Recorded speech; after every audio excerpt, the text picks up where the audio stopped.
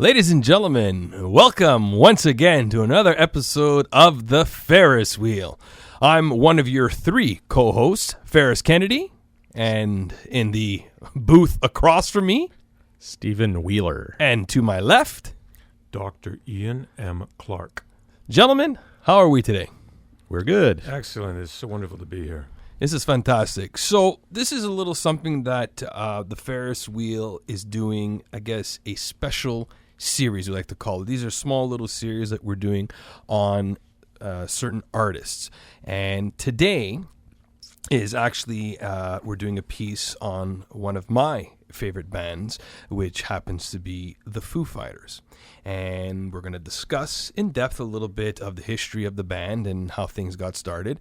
And obviously these two fine gentlemen with me in the studio today are going to give their comments from the peanut gallery. Is that correct? Exactly. Did you say peanut or something else? It's a peanut. Okay, yeah, fine. Which is not I said. I'm not sure. The headphones are a little crackly. That's fine. We're a PG-13 show. Sir. Are we? I thought we were R-rated. I'm So, Mr. Speaker. I thought that's what you mean. So today is obviously a fun day. Obviously, Dr. Clark and I are in one side of the booth, and then through this nice glass window, Wheels is with Armando and getting his forehead licked as usual. I'm a salty peanut. What can I say? He's being accosted. I've always wanted to use that word. There's a great sadness to it. There's a great sadness to it. So on that note of sadness, here we are with the first quote of the piece. After Kurt died, the way I thought about and listened to music changed forever.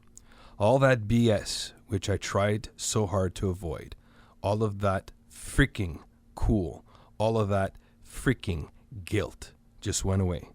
I just thought, it's so useless. Why am I here in the first place? I'm into music. Do a lot of people enjoy it? Of course. Do I care if they think I'm cool? Nah, I just want to frickin' play. Dave Grohl said that in his book, This Is a Call, exactly on page 230, talking about the death of one of his close friends, Kurt Cobain. On June 28, 1993, Robert Lang Studios in Seattle, Washington, where Robert Lang himself was cutting a slab of Chinese marble for the floor of his studio. A blinding flash of light interrupted his work, led to further evidence that his studio is a special and spiritual place. It was in the studio that the following summer, Dave Grohl would take his first steps toward his creative rebirth. After the suicide death of Kurt Cobain, Grohl was indeed sad and lost that there was a void missing in his life. A portion of that void got filled when he married his longtime girlfriend, Jennifer Youngblood. But with the loss of Kurt, it definitely played an emotional ride on him. With good reason. Loss of a bandmate, colleague, and most importantly, a friend. Being called alongside Chris Novoselic, they did some appearances at live shows and were invited to in-studio recordings. You don't want to be known as the rhythm portion of Nirvana. You still want to be known as you. Now, Ian, when I say to you, does the name Mike Watt mean anything? Yes, I know that name. Mike Watt. Is that... I'm going to take a stab here. Production? Well, not quite. He was actually the ex-Minutemen Firehose bassist who called upon Grohl to lend his talents to the recording of his debut album, Ball Hog or Tugboat, signed to Columbia Records in the post-Nirvana gold rush. Watt had already recruited the likes of Eddie Vedder, Thurston Moore, Jay Mascis, Beastie Boy Adam Horowitz, Frank Black, Henry Rollins, Circle Jerks bassist Xander Schloss, and Jane's Addiction drummer Stephen Perkins for the project. Needless to say, Grohl did not require a second invitation. David Grohl contributed to the drums on 2 tracks on the album of Ball Hog or Tugboat, Big Train and Against the 70s. This project participation was the catalyst to reignite Grohl's creative urges. Grohl had made selected recordings with Barrett Jones in the basement of the Bellevue home they lived in. He selected 12 songs to re-record in the Robert Lang's soundproof bunker. In the aftermath of Cobain's death, he had recorded 3 songs: This Is a Call, I'll Stick Around, and Oh George, and they were re-recorded in the studio. In October of 1994, 15 songs were recorded, and This Is a Call was done in 2 takes. In November of 1994, Dave Grohl was invited by Tom Petty and the Heartbreakers to appear on SNL with them as they were without a drummer, and Dave turned them down as he just finished completing an album which would become the Foo Fighters' first album. Now, before I continue on, Ian, I'm sure you like the fact that he rejected Tom Petty's invitation. Yeah, I mean, that's just a no-brainer. And the second no-brainer is SNL. I mean, I just got real issues with what became of Saturday Night Live in terms of their music guests, rather. But he did the right thing. I mean, as proof by what happened to his career.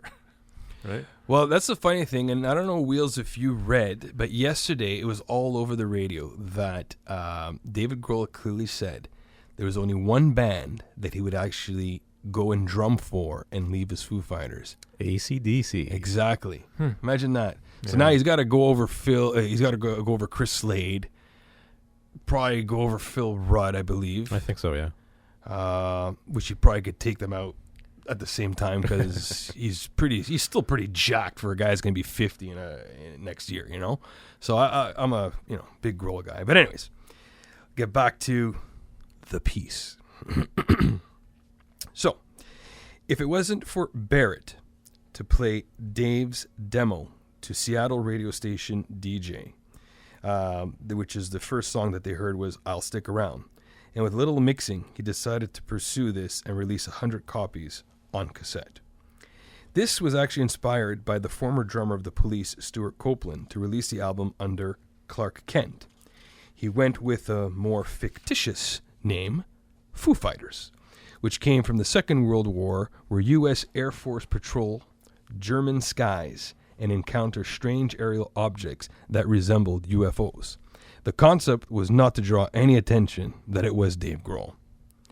Originally, Grohl only gave his demo tape to a select group of friends, including Chris Novoselic, Nirvana tour manager Alex McLeod, Gary Gersh, Mark Cates, and Ernie Bailey, the former guitar tech for Nirvana, who later became Foo Fighters guitar tech.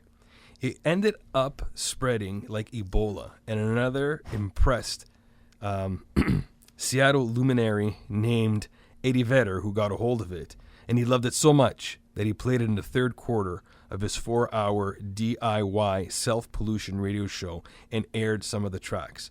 This happened on January 8th, 1995.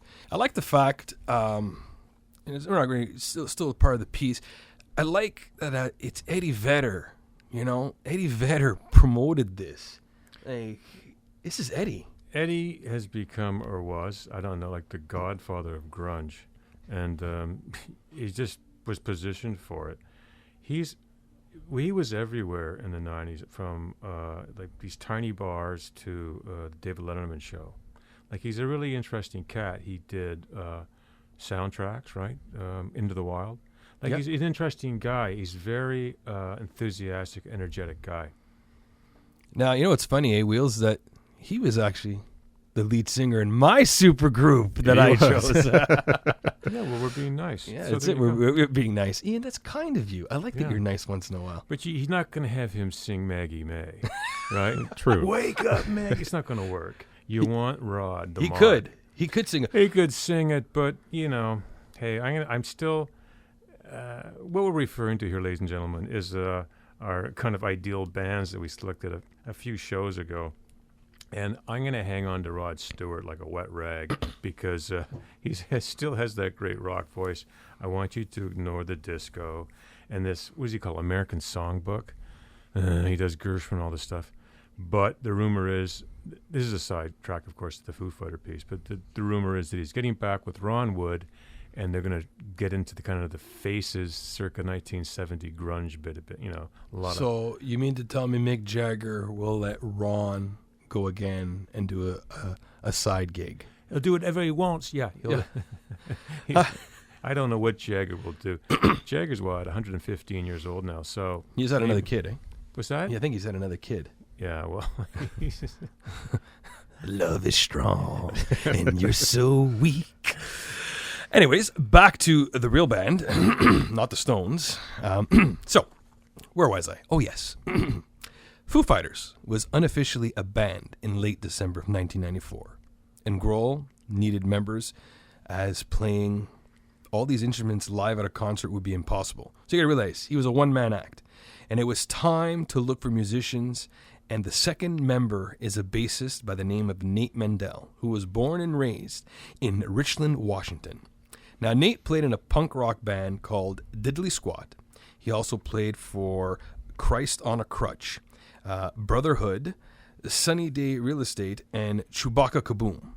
In the same month of December 16, to be exact, Dave left a message for Will Goldsmith, a drummer who was with the Sunny Day Real Estate, and the call came when Dave found out that night before he actually attended their concert. He figured he wasn't going to be in the band tomorrow. He can be in the Foo Fighters. Ironically, Goldsmith called back. He asked if he and Nate wanted to join him, and Pat Smear is in the band. Since Cobain's death, Dave met up with him and left him a demo tape in hoping that Pat would like it. Once Pat listens to it, he said, "I want to do this," and expressed he not only liked the tape, but is interested in joining up. And Dave Grohl's Foo Fighters were now officially a band. With that in mind, there's always changes. Prior to the release of Foo Fighters' 1995 debut album, Foo Fighters, which featured Grohl as the only official member, Grohl recruited bassist Nate Mendel and drummer William Goldsmith, formerly of Sunny Day Real Estate, as well as Nirvana touring guitarist Pat Smear, to complete the lineup. The band began with the performances in Portland, Oregon. Goldsmith quit during the second recording of the group's second album, The Color and the Shape, which was done in 1997, when most of the drum parts were re-recorded by Grohl himself. Now, Ian, you know Goldsmith probably a little bit more than I do. No. Well, is there a reason why he would leave such a iconic band? I don't know. Well, it gets better. So now, Smear's departure followed soon afterward. Though he would rejoin them in 2006, they were respectively replaced by Taylor Hawkins and Fran Stahl. Taylor Hawkins was introduced to Grohl by Canadian content, Alanis Morissette. Isn't that ironic? Don't you think? He was a touring drummer for her, as well as a drummer in the progressive experimental band called Sylvia. Being introduced by Alanis is a nice little Canadian music trivia, and in 2004, Hawkins formed his own side project called Taylor Hawkins and the Coattail Riders, in which he plays drums and sings. He was voted Best Rock Drummer in 2005 by the UK drumming magazine Rhythm. Little micro trivia there, right, Mr. Thank Clark? you. Excellent. Yes, sir. As for Fran Stahl, he got fired before the recording of their third album, and there's nothing left to lose. How ironic. We just let you go, and there's nothing left to lose. Well, after Alanis Morissette, everything is ironic. Not much to say there. The band continued as a trio until Chris Shiflett joined as the band's lead guitarist in 1999. Now, Chris being the younger brother of Scott Shiflett, Chris was part of a punk rock band, No Use for a Name, as well as the punk rock cover band Me First and the Gimme Gimmes. Did I mention in 2006 Pat Smear returned? Smear was a founding member of the influential punk band The Germs and was a touring guitarist for Nirvana from 93 to 94. On September 15th, 2017, now we've skipped a few decades here, the band released their 9th studio album, Concrete and Gold, which became their second to reach number 1 in the United States and was the band's first album to feature longtime session and touring keyboardist Rami Jaffe as a full-time member, who was with the Wallflowers from the beginning.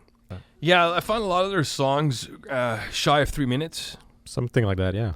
So Big Me was the one that you actually said sounded like a Beatles. There was like a Beatles influence, you said? Yeah, and this one too. I've got to admit, until recently, I didn't listen much to the Foo Fighters, and the more I do, the more I respect their songwriting abilities. One of the things that people don't talk much about grunge is that a lot of the songs were brief. Many years ago, I saw the Ramones in concert, and two things struck me. One, their songs were all under 2.5 minutes. What a relief that was after kind of suffering through the prog rock and the disco era.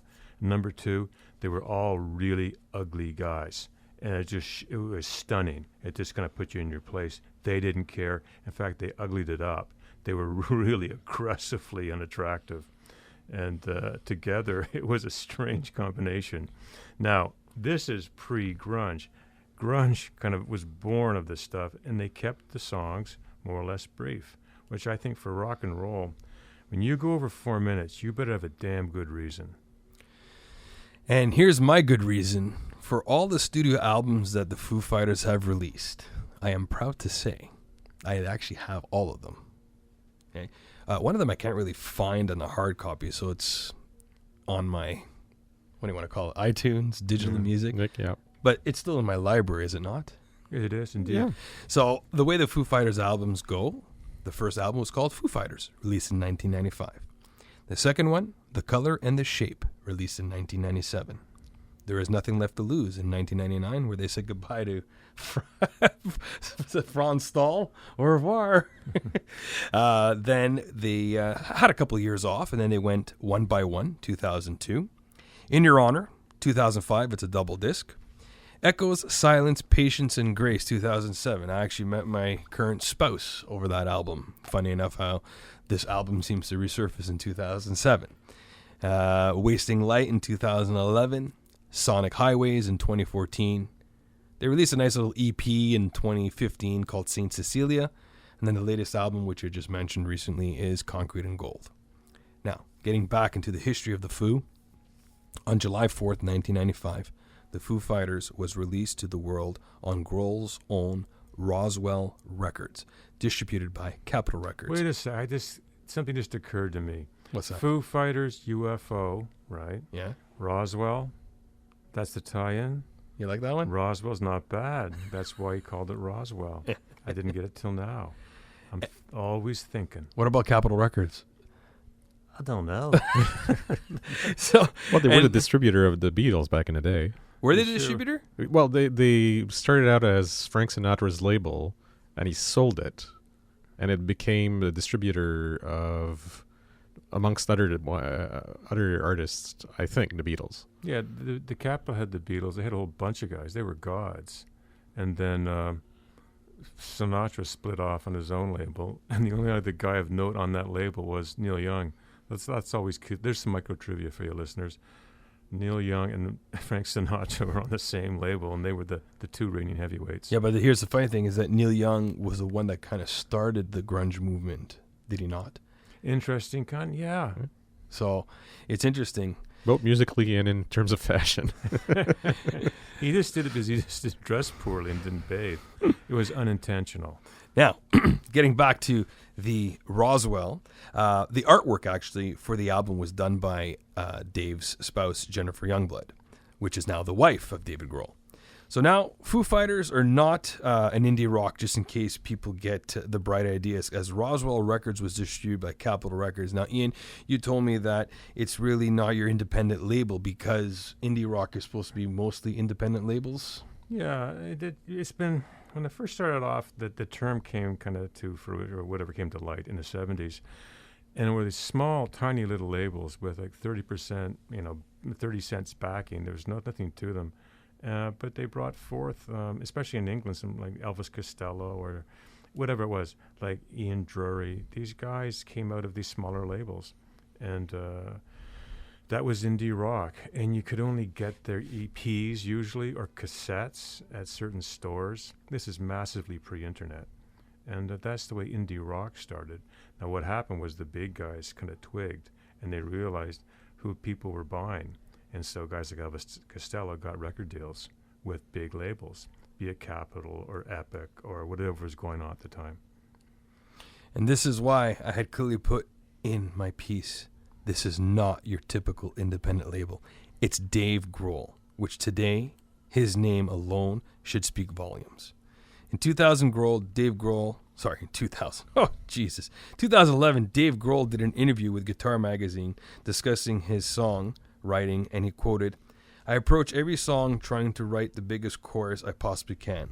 But then what I'll do is use that as the pre-chorus and go ahead and write an even bigger freaking chorus. There are 3 effective singles in this formula that has proven to shine. Alone and Easy Target, This Is a Call, and I'll Stick Around, which fused the Beatles and the Beach Boys, to name a few." In the tail end of 1991, Grohl recorded Alone and Easy Target, Floaty, and a song we just heard, For All the Cows, in the basement of the home he lived in with Barrett James. Grohl wanted Kurt Cobain to hear Alone and Easy Target. Grohl went to Kurt's hotel room in LA at the time, played him the song on his Walkman, and when it ended, Kurt took his headphones off, kissed Dave, and said, "Oh, finally. Now I don't have to be the only songwriter in the band." Grohl answered, No. I think we're doing just fine with your songs." And that was funny, as Nirvana would play the Alone and Easy Target riff at soundcheck sometimes. And Grohl thinks Kurt really liked the chorus. Little micro trivia there for the one and only Dr. Ian Clark. That's great. Now, the start of the Foo Fighters and the Big Me song will always be a big part due to Mike Watt calling on Grohl to perform and record a few songs due to these moments in time. We have something legendary and more micro trivia. Foo Fighters have inspired many cultures as the years have passed, and the lyrics for any band is always their trademark. Each artist or writer is inspired by many different acts, trials, and most importantly, life experiences. I was reading an article that highlighted Foo Fighters' stunning lyrics. Here are the lyrics. "What if I say I'm not like the others?" That's from The Pretender. "There goes my hero, watching as he goes." The song Hero. "One day I'll have enough to gamble. I'll wait to hear your final call, and it'll be all." February Stars. "Make my way back home when I learn to fly." Learn to fly. "I am in the sky tonight. There I can keep by your side. Next year. It's time like these you learn to love again." Time like these. "Maybe the season, the colors change in the valley skies. Dear God, I've sealed my fate. Running through hell, heaven can wait. Long road to ruin." She was just 17. You know what I mean. Oh, come on. Come on. That's pure plagiarism. "You and I were 2 old and tortured souls, repaired by love of broken things. Statues. People I've loved, I have no regrets. Some I remember, some I forget. There are places Okay. Some of them living, some of them dead. Oh, come on. All I want is to be home. All right. Home. No, this is a lawsuit. Okay, one of these days your eyes will close and pain will disappear. These days. Lay your hands in mine, heal me one last time, though I cannot forgive you yet. No, I cannot forgive you yet. You leave my heart in debt. I should have known." With a girl like you. Okay. This is another. Okay. Wasn't there also to put your little hand in mine? Yeah, there was. This guy's a genius. I should have known better with... Oh, come on. He is the 21st century man. I mean, he takes from every other song and he creates a great one. He's doing an unintentional mashup. Now, the Foo Fighters are imperfect, and that makes them the perfect rock band. They still are a garage band who never leaves the garage. And when they have to actually get up and go, they take the garage with them and all the tools that are in it. Taylor Hawkins, drummer for the band, had said in an interview with SiriusXM's Lithium radio station that they still perform in small clubs and bars as they like to be interactive with the audience. "In my opinion, this is the best thing for iconic bands, as there is no pressure to put on a show. It's just an opportunity to share the music. And for me, an individual who appreciates music and its relativity, this is the passion that will make any band successful. They still write new music to keep up with the times and do not go overboard. The musician comes first," Dave Grohl said in 2013, and he gave a keynote speech at the South by Southwest, which is an annual conglomerate of film, interactive media, and music festivals and conferences that take place in Austin, Texas, in the United States. It began in 1997. 87. I'm sorry. And it is held generally in mid-March. Grohl is successful in his own right. He recently released Play, a solo performance that is approximately 23 minutes in length, where he plays all the instruments himself. Let's date back to his debut album, self-titled Foo Fighters. He wrote all the lyrics to the songs, wrote all the music, and played the instruments, which was recorded in the Robert Lang Studios in Seattle, with one exception of a guitar part played by Greg Dooley of the Afghan Wings on the track Ecstatic. This little micro trivia is thanks to Jeff Gora of Artist Waves, who writes music articles. To prove a point that Foo Fighters are still the classic garage band, the album Nothing Left to Lose was recorded in the basement of Grohl's Virginia home. Their album Wasting Light was recorded in David Grohl's garage. The album In Your Honor, I have no idea. It was recorded, but it may have been in a crawl space in Ian's home or on Sesame Street. It was recorded, I think, in Neil Young's bathroom. And Iggy Pop was asleep in the tub. Now, how about Sonic Highways? Well, that was recorded in 8 different cities, and it was an HBO special. But hey, it's possible that it could have been recorded in 8 different garages, attics, basements, or even sheds. They are so influential, and to show how much respect they receive, when I saw them for the second time this past summer at Blues Fest here in Ottawa, the chorus of the song Hero, sung by the crowd, was perfectly in sync that it hit viral on all Foo Fighters social media apps. History has been made. When Grohl sings, it's the passion and emotion is in it. You can feel it, and he often discusses how Edgar Winter and punk rock made him recognize his voice in his words. It's your voice. Cherish it. Respect it. Nourish it. Challenge it. Stretch it. And scream it until it's gone. Because everyone is blessed with at least that. Dave Grohl, not bad for a guy who had to restart after the loss of Kurt Cobain. He started his own label and went back in doing what he truly loves. Now, for me, as we had this conversation, actually, Ian and I talked on the phone, and Ian, you had said when you were growing up, the 3 bands for you were the Beatles, the Stones, and the Doors. Yeah, with the Beach Boys there somewhere, with the Beach too. Boys as a 4th one. As for myself, growing up 20 years later, in similar era to Wheels, for me it was Nirvana, Foo Fighters, AC/DC, and then I'd probably have to throw in, probably Pearl Jam, or, I'd probably just keep it at those 4, Is it just me, or my band's a lot better than yours? I don't think so. Okay. Yeah. Wheels, what are the 3 bands that you, growing up in the same era as me, but yet we have different tastes? Well, it's not so much a question of taste, it's also our family backgrounds. So what are the 3 bands that you would put? Well, I lived in a house where retro was big, so I would say in my case it was Nirvana, the Stones, and Black Sabbath. Black Sabbath. Oh, interesting. See? And then Ian, when I told you I was talking to my dad about our conversation, my dad was close to Ian's because he had said the Beatles, the Stones, and CCR. Mm-hmm. So it's, different eras. But, how can you not like CCR, right, Ian? Yeah, I mean, CCR is one of these... All right, CCR is so easy to play that, in fact, I'm going to play one chord here. This is the ultimate CCR chord, okay?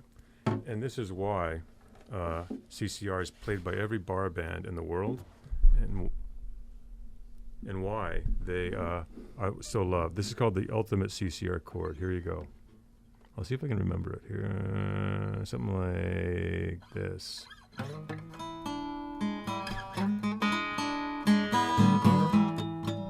Okay, here we go.